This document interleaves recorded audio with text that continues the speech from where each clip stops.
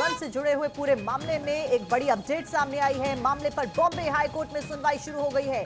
आरोपी की चाची की याचिका पर सुनवाई शुरू हो गई है। आरोपी की जल्द से जल्द रिहाई की मांग फिलहाल उठाई जा रही है।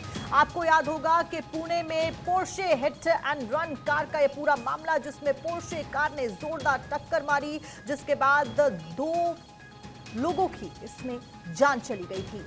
और इस मामले में कई सारे एंगल सामने आते हैं। एविडेंस के साथ में छेड़छाड़ का मामला सामने आता है। व्यक्ति नाबालिग होता है, उसकी सजा को लेकर भी कई सारे सवाल उठाए जाते हैं। ज्यादा जानकारी के साथ में कुछ देर के बाद हमारे संवाददाता फिलहाल जुड़ रहे हैं हमारे साथ में, सत्य प्रकाश, उनसे भी हम सवाल करेंगे। फिलहाल इस पूरे मामले में सुनवाई शुरू हो गई है। पुणे हिट एंड रन का ये पूरा मामला, जिसमें बॉम्बे हाई कोर्ट में सुनवाई शुरू हो गई है। और इस बीच अभिषेक हमारे संवाददाता हमारे साथ जुड़ गए हैं। अभिषेक, क्या कुछ अपडेट, क्या कुछ एक्सपेक्टेड है सुनवाई के बाद में? फिलहाल चाची की याचिका पर बताया जा रहा है कि सुनवाई शुरू हो गई है।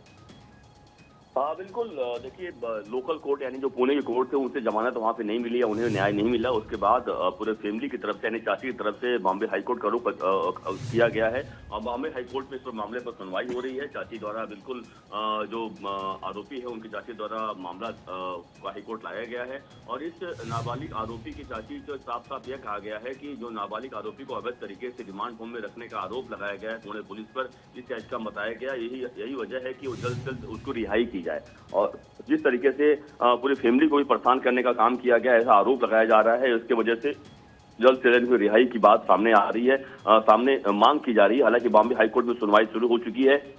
सुनवाई के बाद क्या हाईकोर्ट फैसला आज सुनाता है या फिर फैसले सुरक्षित रख लेता है, यह देखना होगा। लेकिन सुनवाई शुरू हो चुकी है। सुनवाई का मतलब साफ हो जाता है। इसके पहले बता दूं, इसकी कड़ियां जोड़ दें अगर तो आपको याद होगा कि कई सारे बड़े आरोप भी लगाए गए। आरोप इस बात के लगाए गए, जो महाराष्ट्र के पूर्व गृह मंत्री सैनिल देशमुख, उन्होंने बड़ा आरोप लगाया था कि हमें अब यह जानकारी मिल रही है कि जो FSL की जो रिपोर्ट है उसमें बदलाव की बात सामने आई, उसमें दबाव डाला जा रहा है। कहीं न कहीं देखिए इस राजनीति की बात सामने आ रही है, इसमें भ्रष्टाचार की बात सामने आ रही है। कई सारे डॉक्टर से लेकर कई लोग गिरफ्तार हो चुके हैं, कई लोग सस्पेंड हो चुके हैं।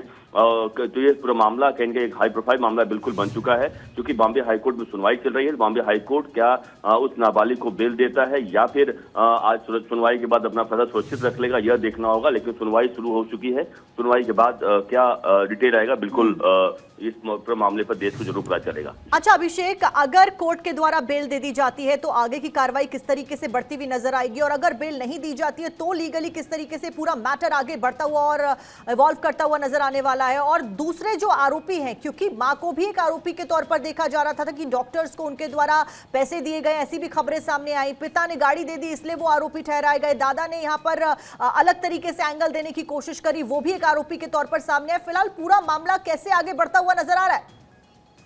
आपने बिल्कुल देखिए, पूरी फैमिली एक नाबालिग की जो गलती थी कहें, या जिस तरीके से नाबालिग ने बड़ी लापरवाही की है और बड़ा क्राइम किया, उसके वजह से पूरी की पूरी फैमिली इसमें नप गई और पूरी फैमिली गिरफ्तार हो चुकी है, सबके ऊपर FIR दर्ज हो चुका है। और यही कारण है कि बिल्कुल चूंकि फैमिली अब पहले कहीं कहीं सामने से डिफेंड नहीं कर पा रही थी कह सकते हैं, लेकिन पूरा सब कोई गुस्से में था। लेकिन अब कहीं कहीं फैमिली की तरफ से एक एक करके लोग सामने आ रहे हैं और इसीलिए मैंने बॉम्बे हाईकोर्ट में नाबालिग को छुड़ाने के लिए पहले रुख अख्तियार किया गया है कि नाबालिग को छुड़ाया जाए, क्योंकि जो आज सुनवाई हो रही है सिर्फ नाबालिग को लेकर सुनवाई हो रही है। और नाबालिग को अगर बेल मिल जाता है तो आप यकीन मानिए कि जितने भी अन्य लोग हैं उनके लिए भी रास्ता साफ हो जाएगा।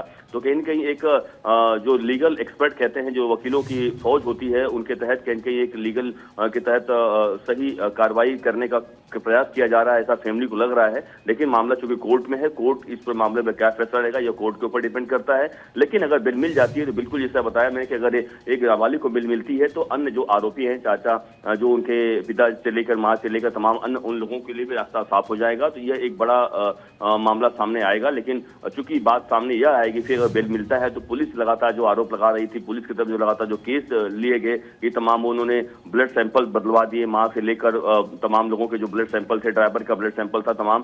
क्या आखिरकार पुलिस अपने सबूत सही से कोर्ट पर रख नहीं पाई? देखिए मामला ये होता है कि अगर कोई भी क्राइम का मामला होता है, अगर उस तरीके से पुलिस की तरफ से तमाम ऐसे आरोप लगाए जाते हैं, तमाम FIR दर्ज की जाती है, लेकिन जब मामला कोर्ट में आता है तो कोर्ट में बात सबूतों की होती है, ट्रायल की होती है। तो सबूत अगर पुलिस कोर्ट में नहीं दे पाती तो उस आधार पर तमाम आरोपियों को बेल मिल जाता। आपको पता है जांच एजेंसियां किस तरीके से अगर सही अगर उनके पास प्रूफ नहीं मिल पाता तो कहीं के जांच एजेंसियां सही काम करते हुए भी कहीं न कहीं उनको सफलता कोर्ट से कम नहीं मिलती है, क्योंकि मामला बॉम्बे हाईकोर्ट पहुंच चुका है। बॉम्बे हाईकोर्ट में इस मामले पर सुनवाई शुरू हो चुकी है।